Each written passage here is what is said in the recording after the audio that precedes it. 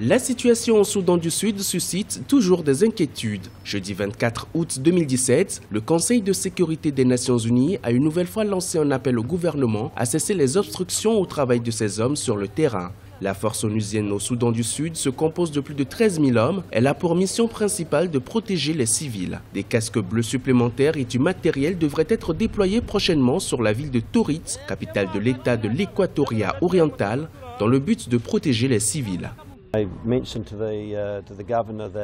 La MINUS fait face à d'importants challenges en termes de mobilité et d'action au sein du pays parce que les forces gouvernementales et les forces de l'opposition, de manière assez systématique, s'opposent justement à leur déploiement ou bien à leur patrouille.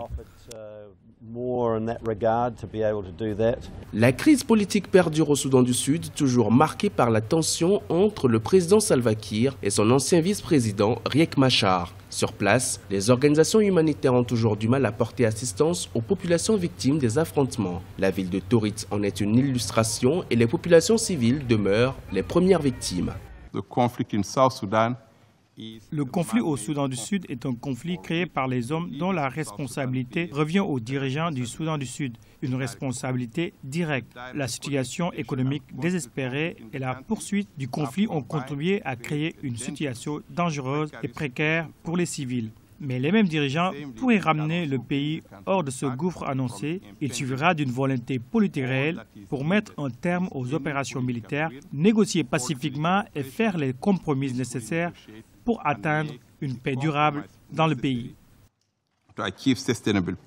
La guerre civile au Soudan du Sud a fait des dizaines de milliers de victimes et plus de 3 millions de déplacés en 3 ans et demi. Le conflit a été amorcé par des combats le 15 décembre 2013 entre des unités rivales de l'armée, minées par des antagonismes entre le président Salva Kiir et Riek Machar, ce dernier aujourd'hui réfugié en Afrique du Sud.